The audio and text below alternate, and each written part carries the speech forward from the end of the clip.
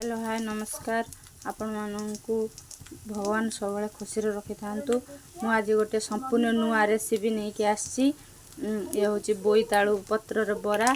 यही भाव में आप बोईतालु पत्र बरा तैयारी करें। तापाई मु संपूर्ण स्वतंत्र भाव में पेस्ट तैयारी करछि एवं केमिति बोईतालु पत्र रे बरा तैयारी करें आसंतु आपण मानू देखौछि। तापाई मु बेसन नड़िया को कोरिकी पेस्ट करिके ऐड करछि। ता सहित विभिन्न प्रकार मसला आपण जते प्रकार मसला खाउछंती ताको एथिरे पकै पार हळदी लूण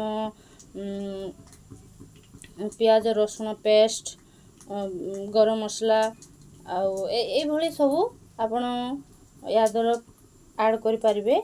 आपण को जेमिति काजू ए भली भाव रे आपण मिसेकी एमती पेस्ट तैयारी करेंगे। ता सहित देखंतु एटा होची बोईतालु पत्र पूरा कमली बोईतालु पत्र को एभली आनिबे। आनिकी ताकू भल भाव रे धोई देबे।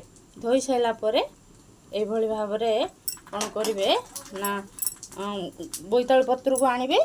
आनी साइला परे एमती पकेइबे। पकेइकी या परे एमती लेप कर देबे। लेप कर देबे भल भाव रे एमती लेप कर देबे। लेप कर देकी पूरा तापरे स्टाइल रे करिवे। देखन एई भली आकार रे हेबो। एई भली आकार रे हेबो। तापरे गरम हेतिबा तावा रे हल्का किछि तेल देई